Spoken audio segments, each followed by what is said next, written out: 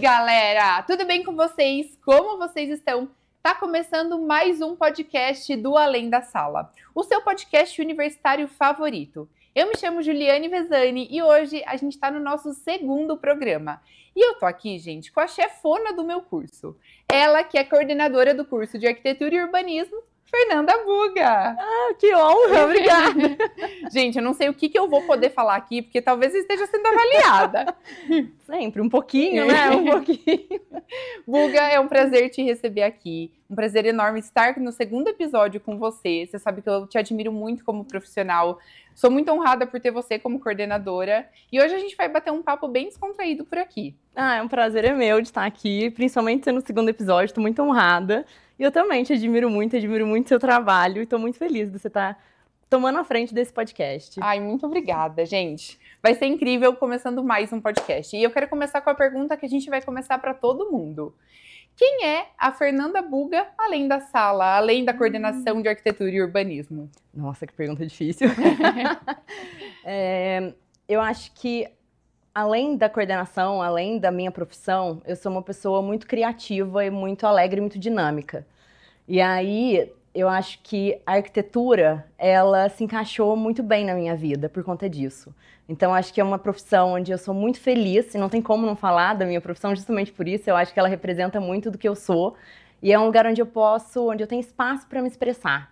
Onde eu tenho espaço para criar, eu tenho espaço para esse dinamismo, eu tenho espaço para uma criatividade que não é exatamente uma criatividade artística, mas é uma criatividade da solução de problemas, assim, de fazer as conexões, de ser interessado em muita coisa e de pensar em música, pensar em cultura, pensar em sociedade, pensar em mudança de estilo de vida das pessoas, antropologia, e eu vou trazendo tudo e eu consigo transformar isso em espaço e consigo fazer leitura, né? Então, acho que não tem como fugir, eu sou muito, muito curiosa.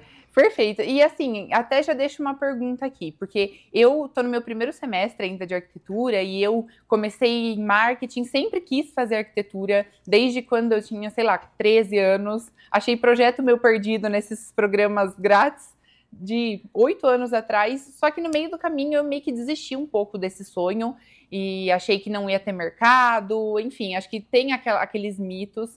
Mas eu quero saber quando foi que você falou, arquitetura é para mim, eu quero seguir com arquitetura. Como foi que você descobriu que você era arquiteta? Nossa, muito atípico e muito quase fantasioso, assim. Porque foi muito nova, eu tinha 6 anos. Nossa! É. E na minha casa a gente teve acesso a computador muito cedo.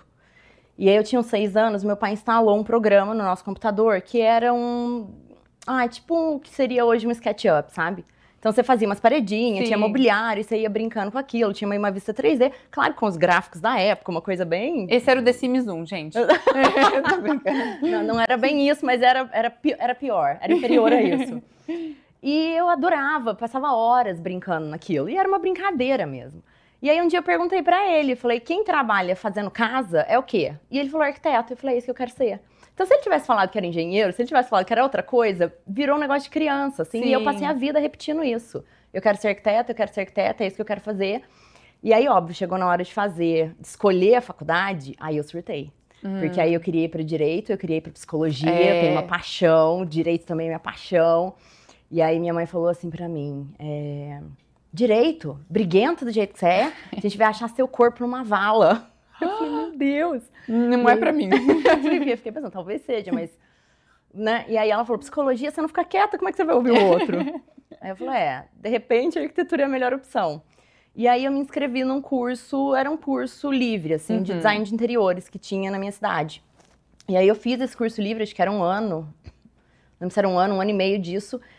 E eu sempre saía com certeza de que era aquilo que eu queria fazer. Sabe assim, é isso que eu quero fazer, é isso que eu quero fazer. E aí eu fui pra arquitetura, tive meus perrengues no curso, quis desistir, sabe? Eu vou mudar de curso, eu não gosto disso, isso não é pra mim. Mas acho que principalmente depois que eu me formei, que aí você escolhe mesmo a área pra onde você vai, deslanchou. E qual foi a primeira área que você falou, talvez eu comece com essa área depois do curso? Por exemplo, restauro, que eu sei que também faz parte da sua trajetória. No curso ainda, você entendeu qual área você gostaria ou foi meio que natural? Eu acho que eu fui me descobrindo ao longo do curso. Então, quando eu entrei, eu era apaixonada por projeto e eu pensava em projeto. Tarará. E aí, no meu segundo semestre de curso, foi a minha primeira disciplina de urbanismo. E foi história do urbanismo. E eu fui estudar a história da urbanização de São Paulo. Então, eu fiquei apaixonada e achava aquilo maravilhoso, como é que você pensava. E coordenava todos os conhecimentos e questão de mobilidade. Você fazia a cidade acontecer. E eu só estudando a história. E eu fiquei alucinada naquilo. E a partir disso, eu fui perdendo interesse em projeto. Então, eu lembro que na minha disciplina de projeto do terceiro semestre, eu pensei numa coisa muito mirabolante. E aí, eu não conseguia desenvolver, eu não conseguia ir pra frente. Aquilo foi virando meio uma frustração.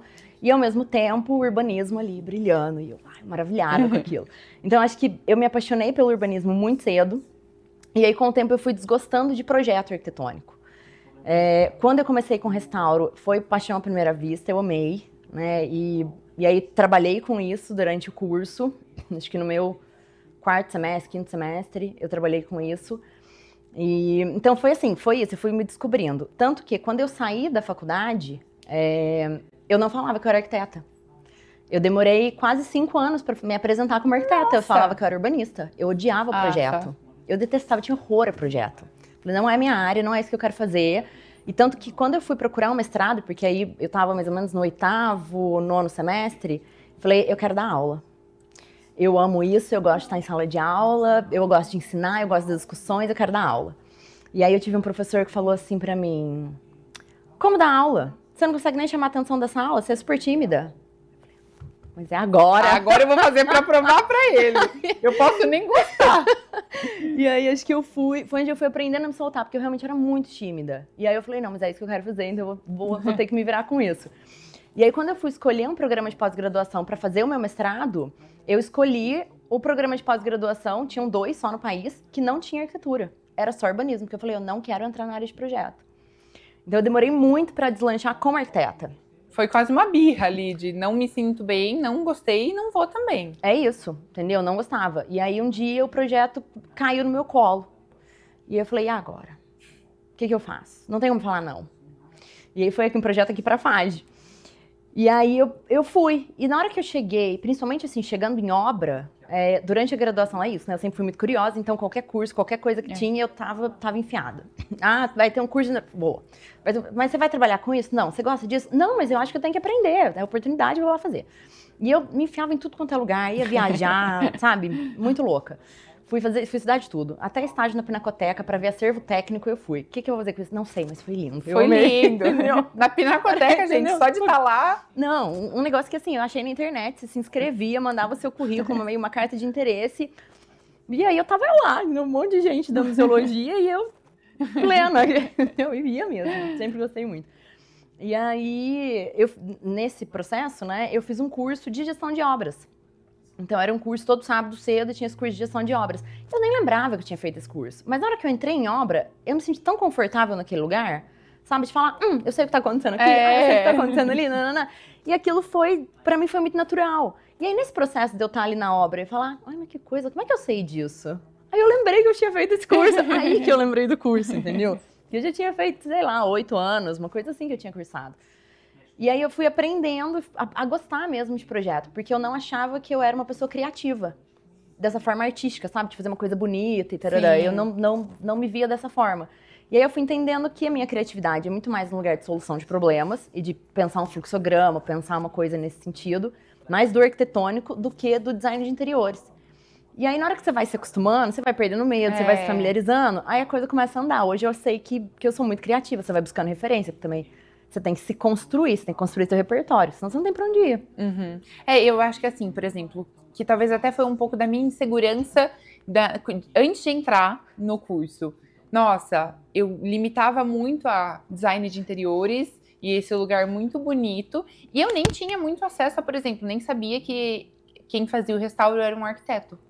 Então, até pesquisando cada vez mais, e muito dentro do curso também, foi onde eu entendi que tinha um universo de possibilidades que dá para se especializar, dá para seguir. Eu acho que esse foi um dos meus principais encantamentos no começo do curso. Eu falo que a arquitetura ela é um universo, né? Você vai desenhar de uma caneta, você vai desenhar uma cadeira, você vai desenhar uma mesa, você vai desenhar um estúdio, você vai desenhar um hospital, você vai desenhar uma cidade, você vai desenhar um parque, você vai pensar em propostas que vão para o planejamento urbano e regional, né? Então, você vai pensar uma região inteira, circulação, turismo, enfim, a gente trabalha com tudo, né? E aí eu falo, é muito gostoso estar na área de educação e pensar o quanto os meus professores impactaram a minha vida e a minha visão da arquitetura.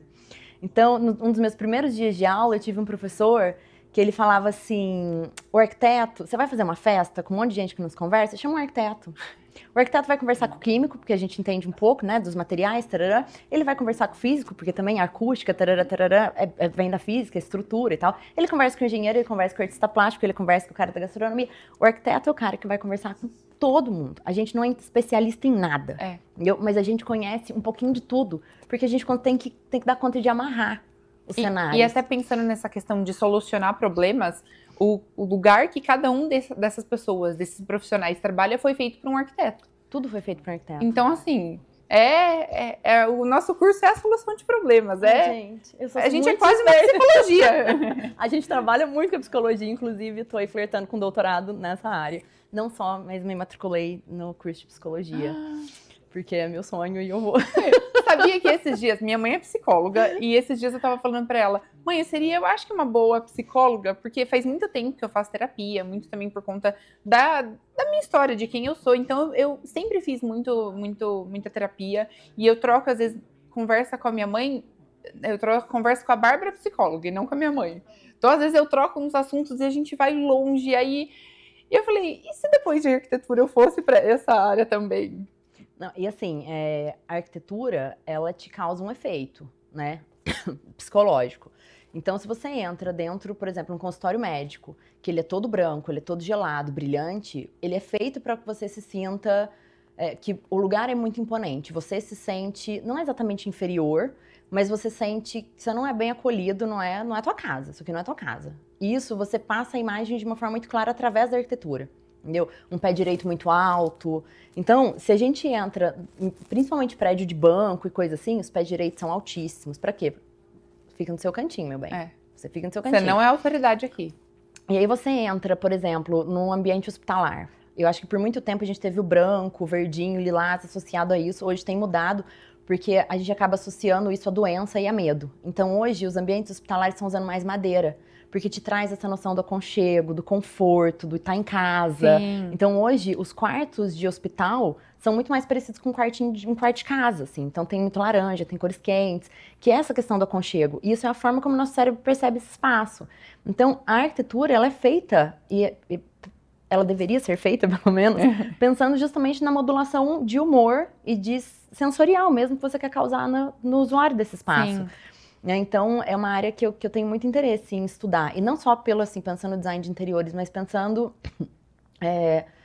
vamos colocar assim, uma pessoa que chega em casa e ela tem uma escrivaninha, ela tem uma mesa para estudar, um lugar com uma luz gostosa, tarará, um lugar organizado, ela vai ter muito mais vontade de estudar do que uma pessoa que vai chegar e vai ter que estudar na mesa da cozinha com uma luz branca.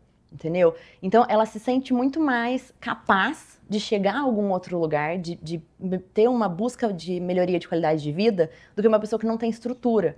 Então, como que dentro da arquitetura, pensando também a psicologia, eu consigo criar projetos que possam... Olha, eu arrepio.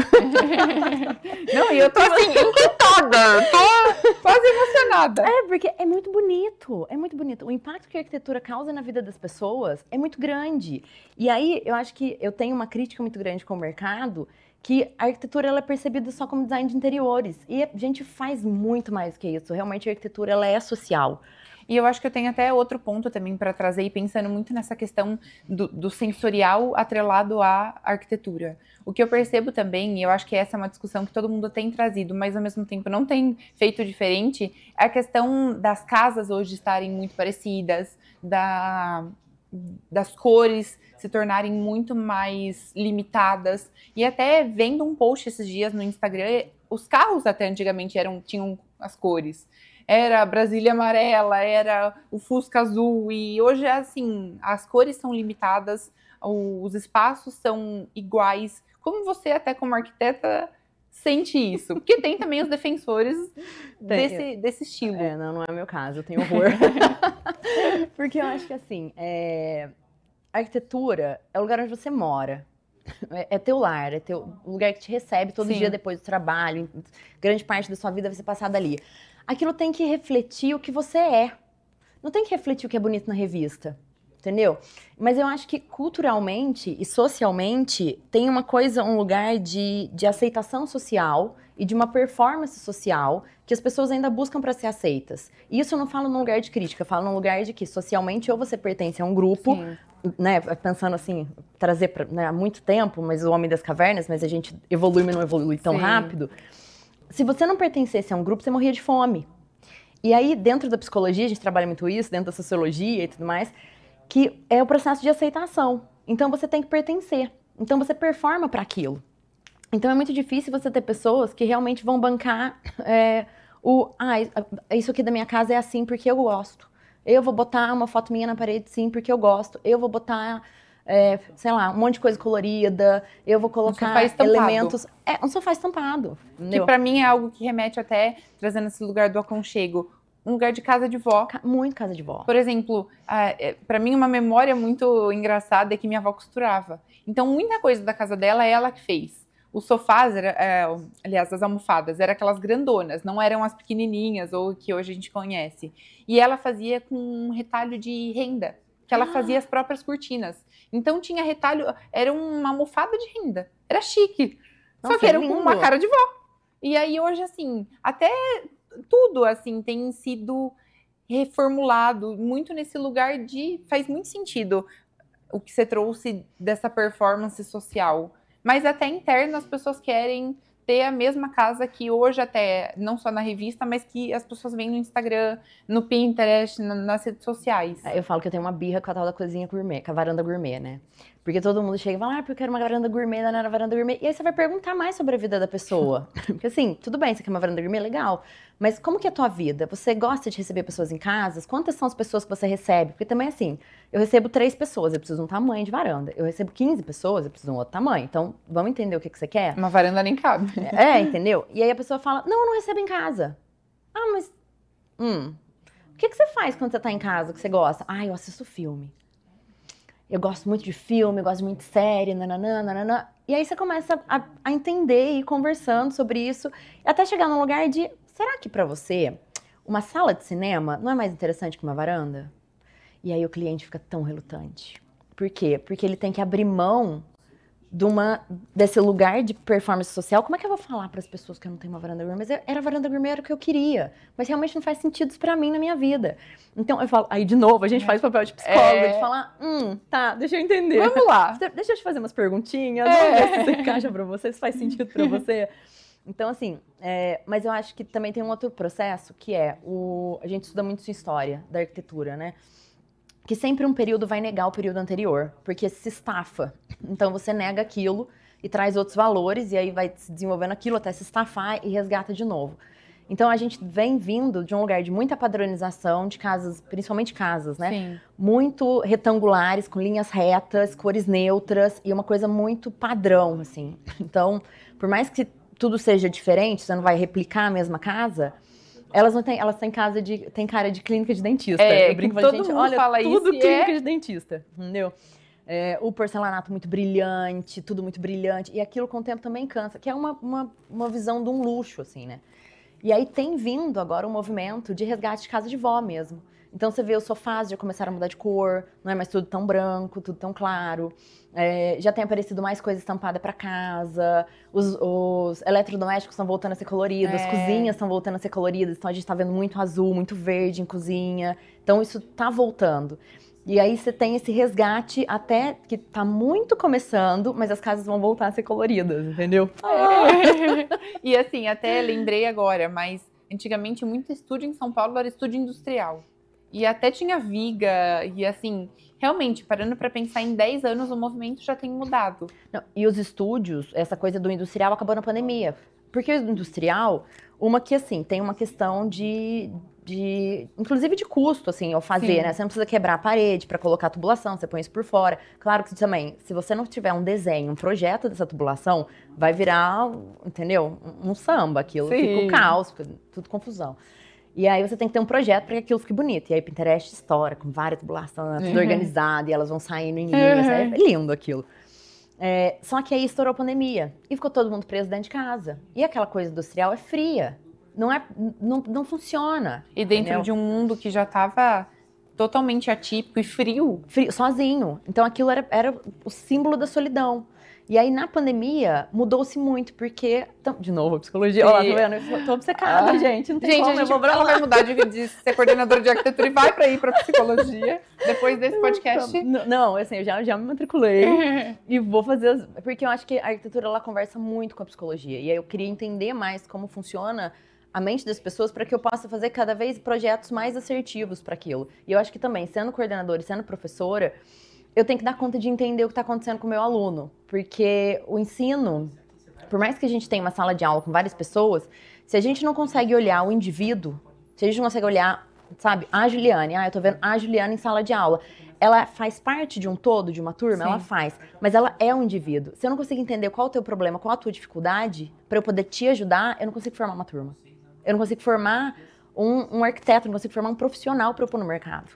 Sabe? E essa era, inclusive, uma das pautas que a gente tinha combinado e, enfim, de trazer sobre esse lugar humanizado, sendo coordenadora, sendo professora do curso, que é um lugar que, assim, antes o lugar de professora se via num lugar até muito distante. E hoje é isso, a gente senta, a gente conversa, a gente brinca. É um lugar além. Então, essa questão da troca humanizada, eu acho que é muito importante, independente do curso, mas eu vejo muito isso em você, sabe? Desse lugar humanizado para com a gente e para com os alunos. Então, eu acho que eu tenho muito isso dessa...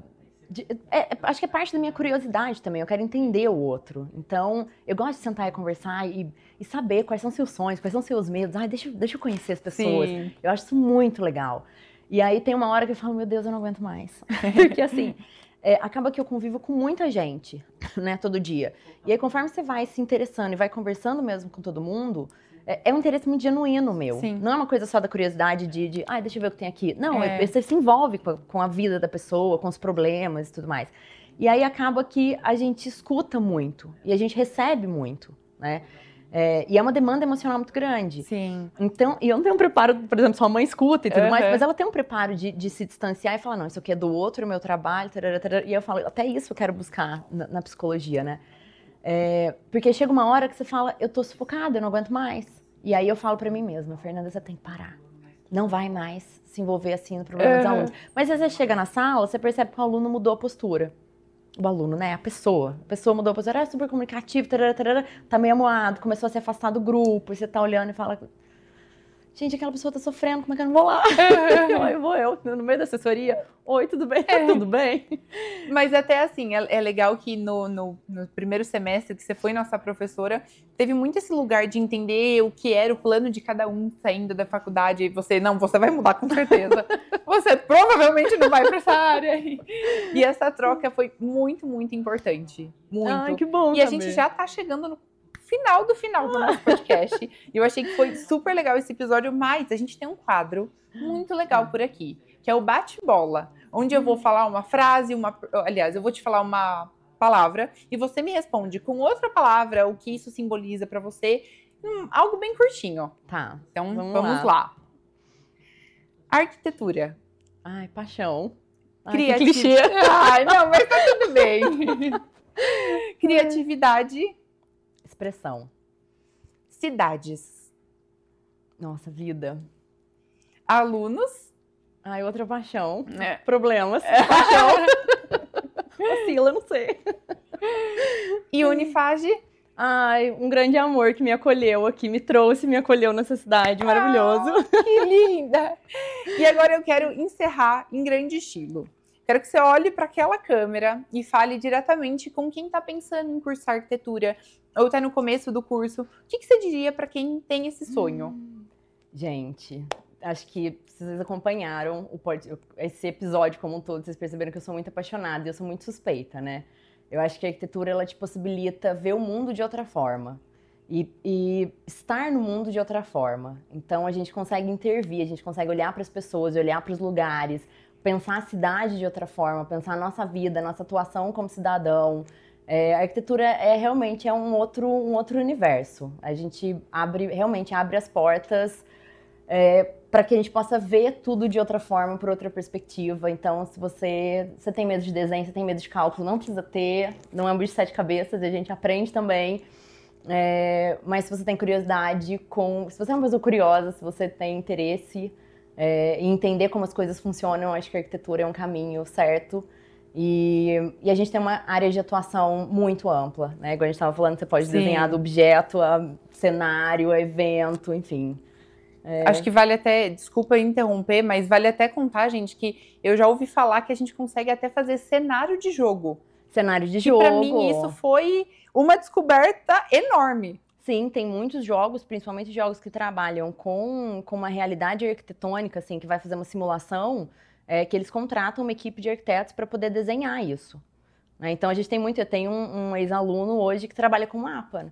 Porque você saber fazer um mapa é uma característica também do urbanista, né? Então, se você não tem o estudo, você não consegue representar aquilo direito. Então, eles também vão para essas áreas. E assim, é um universo de possibilidades, mas pode continuar agora, porque essa foi uma descoberta enorme para mim do curso, quando eu entrei, e inclusive tem uma das nossas alunas que ela entrou pensando muito nesse lugar do design de jogos. E para mim isso foi Você aprende modelagem, você aprende tudo, né? Então, acho que é isso. A arquitetura, ela te possibilita um universo. E aí, se vocês têm interesse, procurem a gente no Unifage. Ai, gente, foi sensacional esse podcast. Me senti super em casa. Gente, porque... não vi o tempo passar. Exatamente. Você viu que foi mais tranquilo do que você estava nervosa, né? Muito mais tranquilo. Pra quem arrasa na sala de aula, jogar a conversa fora é fácil. É maravilhoso. Gente, foi isso. O segundo episódio concluído com muito sucesso, com muita honra de estar aqui mais uma vez com você. E é isso. Acompanhe a gente nas redes sociais. Muito obrigada e até a próxima. Tchau, tchau.